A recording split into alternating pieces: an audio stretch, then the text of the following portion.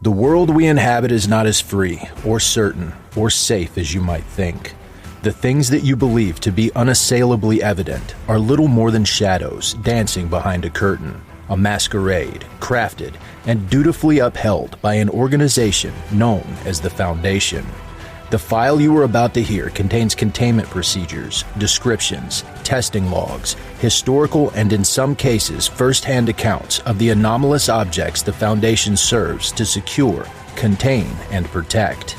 Its contents have been thoroughly scrutinized by the Ethics Committee and approved by the O5 Council for release to trusted associates of the Foundation.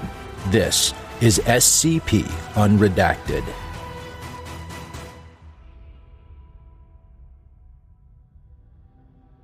There's another conglomeration of severed fingers in the last room, coating the room's interior like the innards of an exploded elephant. Parts of the sprawl are feeling their way, like mold, into a medical cabinet, and the rest is splayed over a fetal shape on a medical gurney. The mass reacts sharply to the new light as Wheeler opens the door, rearing up and angling parts of itself toward him. Wheeler reels backwards and pulls the door closed just in time. There's a heavy, fleshy thump as the mass hits the door from the far side. The door holds. Wheeler trips on his own foot and slumps against the far wall. The shape on the gurney was a coiled-up human, not a corpse, but a living human with one wide-open eye whose whole body was being slowly consumed and processed into more fingers. They were growing out of his throat. Wheeler didn't see this. He thinks he saw it, but he knows he couldn't have. And that's it. Wheeler casts around the corridor. Every other door he's tried is blocked or locked. The place is below ground, so no windows, no navigable ventilation. There are 2 more gunshots up at the far end of the corridor, ear-splitting in the enclosed space and echoing for many seconds. Hutchinson rounds the corner at a dead run, gun in hand, and reaches him quickly. "Find a way out?" she asks, pointlessly. She can read Wheeler's expression. He's found nothing good. "This place is infested," Wheeler says. "Every room, all the stairwells. This is absurd." At the far end of the corridor, the main mass heaves itself around the corner. From this distance, it looks like an ambulatory 8-ton pile of moldy mashed potato and fat, wiggling maggots. There are toes in there, as well as fingers and small teeth and bits of bone. It has 20 bullet holes in it, and blood is flowing from all of them. But if it has vital organs, they must be elsewhere in the building, because none of the wounds have slowed it down or otherwise altered its slow, methodical homing behavior. It smells powerfully and creatively disgusting, like concentrated medical waste. It lurches forward in intermittent phases, coating the walls and floor with scarlet ooze as it moves. It'll be on them in about half a minute, squashing them against the end of the corridor, and then pulling them into the mess to be remade. "I think we're done," Wheeler quavers. "Thanks for trying." Hutchinson, for her part, just stands there, gun lowered, watching the thing come. It moves slowly, like a steamroller. It fills the corridor almost to the ceiling. She has 2 bullets left, and she's considering where to spend them. Shooting the mass itself is like shooting pudding. She'd kill for a grenade. Even a fire axe would be something. She might not be able to stop the thing, but she could at least make herself known with a fire axe. She could make it feel some regret. "There are worse fates, I guess," Wheeler goes on, finding himself unable to stop talking, "than being digitized by that thing, but not all that many." Hutchinson glances in his direction, apparently paying him direct attention for the first time since they met 60 crowded minutes ago. She says, "Riser cupboard." "What?" She pushes Wheeler aside. There's a white painted wall behind him. There's a lock in it, and a long vertical seam. She spends a moment choosing the right part of the lock to shoot, and then shoots it out. Behind the tall, wide panel, which opens, is a shallow, dusty, metal-edged space like an elevator shaft with no elevator, allowing filthy pipes and cables to pass vertically between floors. She looks up. There's just enough room to admit a person. "Can you climb?" she asks Wheeler.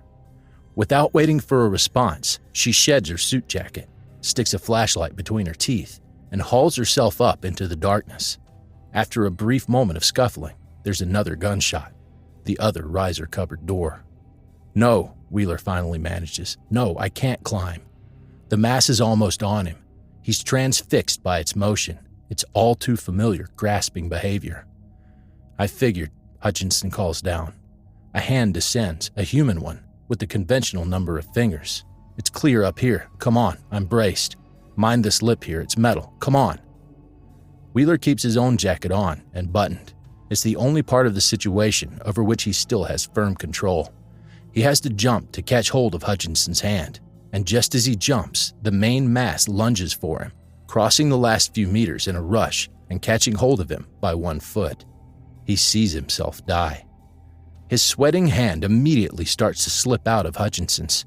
She braces her other arm and hauls him up 15 or 30 centimeters with an angry grunt, then releases his hand for a split second and reaches down like a flash to take firmer hold of his wrist. She keeps pulling.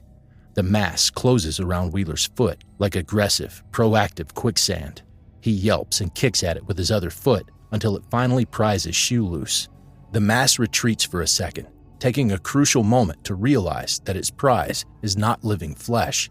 But by that time, Hutchinson has hauled Wheeler up another half meter, and Wheeler has started pushing himself upwards off the pipework with his feet. The mass lunges again, but falls short, and seems too unintelligent to climb after them. It sloshes around, probing its surroundings, perplexed by the shoe. Hutchinson hauls Wheeler over the lip into the next corridor. He scrapes his ribs badly and arrives crawling, eyes watering. He doesn't die. He can still see himself dying. He lays on all fours for a significant amount of time, processing what just happened. Fuck. Hutchinson is already standing and apparently not even significantly exerted. We need to get to the roof. I might be able to get a signal out from there. You're at the gym pretty often? Wheeler pants, sitting back. You train for fresh hell like this? Yeah. That's great, Wheeler says.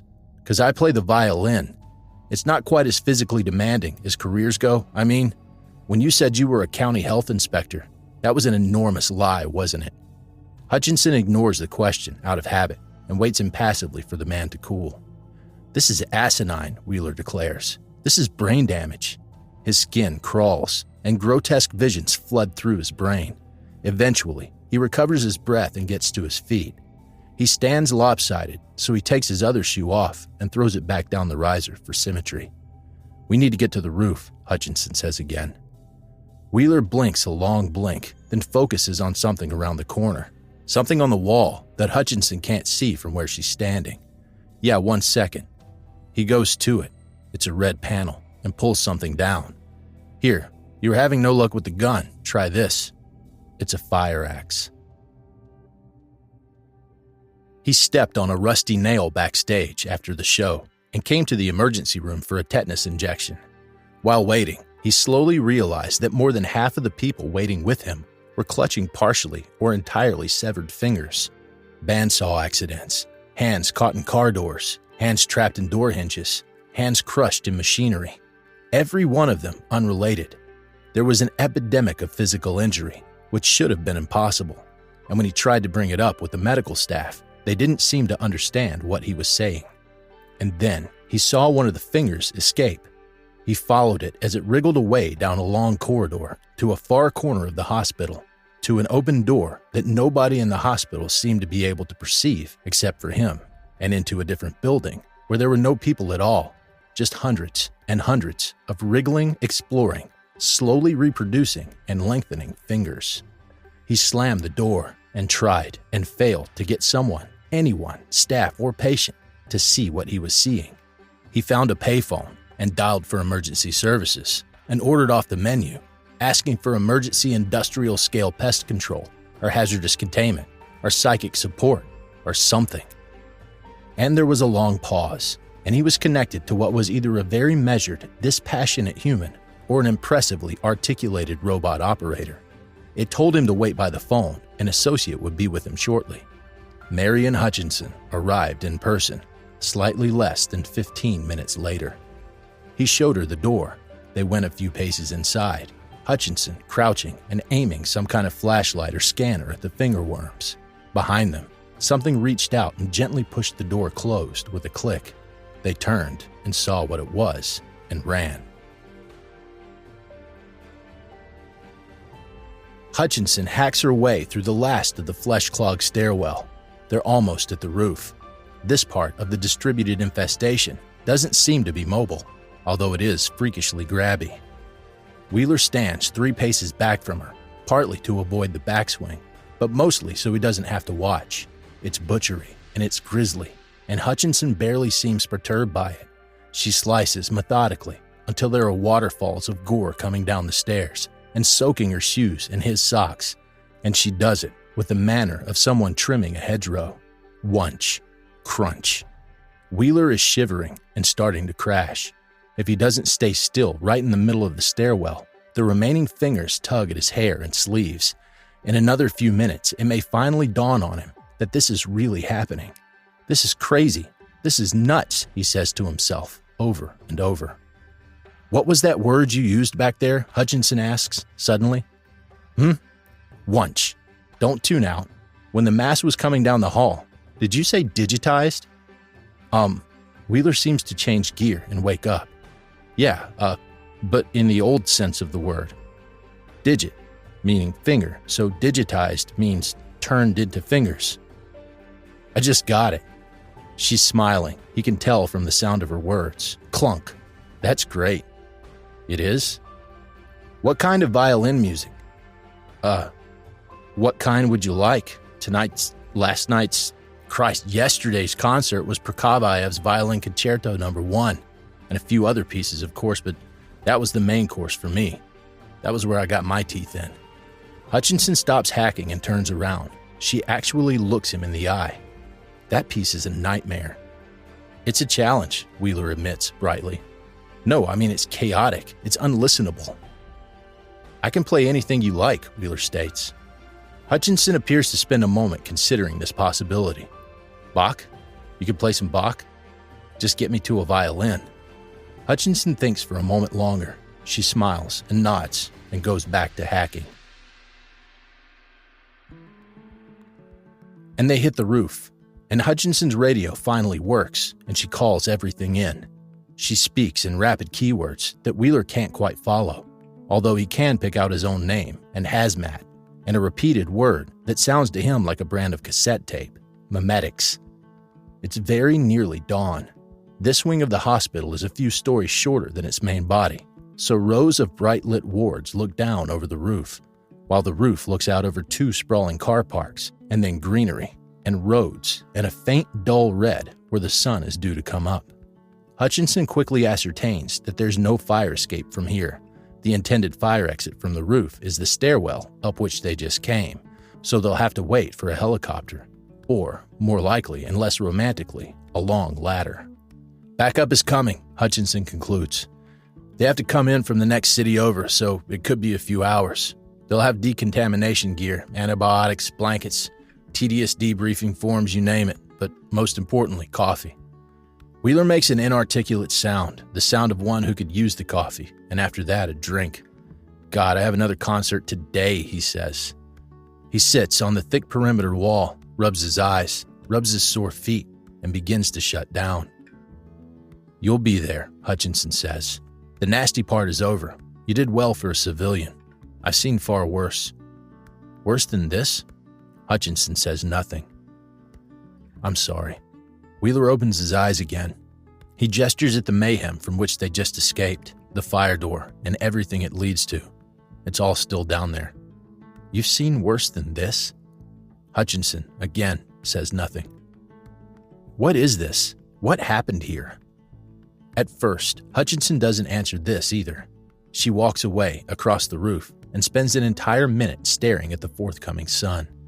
And then, surprising Wheeler and slightly surprising even herself, she walks back to him and says, SCP-4051, which is the number we just assigned to this infestation, has an intrinsic property that makes it nearly impossible for sapient organisms to perceive it.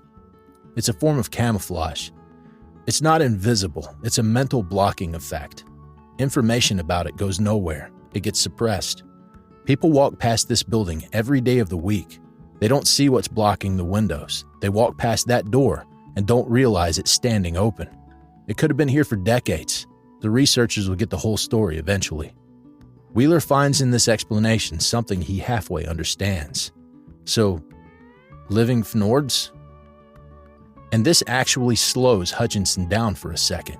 She gets that reference. She read those books when she was younger, years ago, before joining the Foundation. But she's never made the connection between Fnords and the work she does. For as long as she's been working there, she hasn't even thought about it.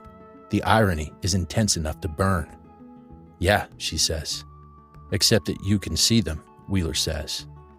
I have specialist training, Hutchinson says, declining to mention her drug regimen. And I also can see them. You seem to have a mild natural immunity to memory-clouding phenomena, Hutchinson explains. It's rare, but it happens. At a hospital this busy, someone like you is bound to stumble into this place sooner or later. And escape alive, she privately adds. But the point is, this infestation, SCP-4051, is a snowflake.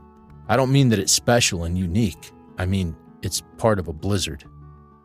I work for an independent scientific research institution with a specialist focus on the containment of hazardous anomalous phenomena.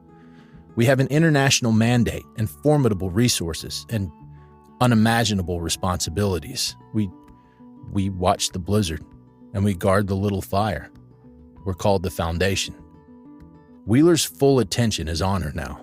He feels tense and exposed here, vulnerable to extraordinary natural forces from which, by rights, he should be fleeing. But he's also fascinated. Hutchinson has a faintly ethereal attitude to her. It's as if she's not standing on the same planet as everybody else. So you're not FBI, he says. Either, I mean. That was my other guess. Hutchinson wrinkles her nose. I hate that show.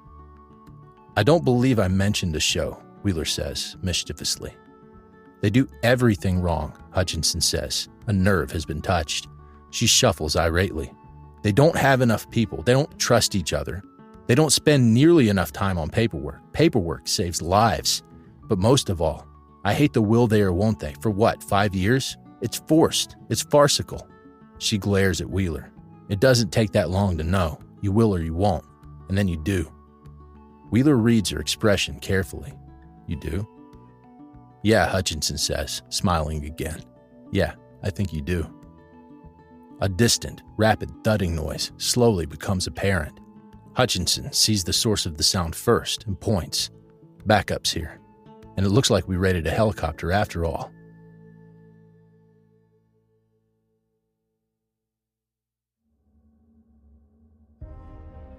Thank you for listening. If you like what you hear, join my Discord community, hire me on Fiverr, or help support me by becoming a patron for as little as $3 a month. Regardless of tier, all patrons get early access to every single episode. The links are in the description. I don't have the talent it takes to write a skip. All I do is read. Original authors make this podcast possible, so credit to the original author. Their links in the description. Show them some love as well. Consider becoming a member of the SCP Wiki. Upvote their work, and maybe write a skip of your own. Maybe I'll read it here someday. You never know if you never try. The content of this podcast and content relating to the SCP Foundation, including the SCP Foundation logo, is licensed under Creative Commons Sharealike 3.0, and all concepts originate from scpwiki.com and its authors. This recording, being derived from this content, is hereby also released under Creative Commons Sharealike 3.0.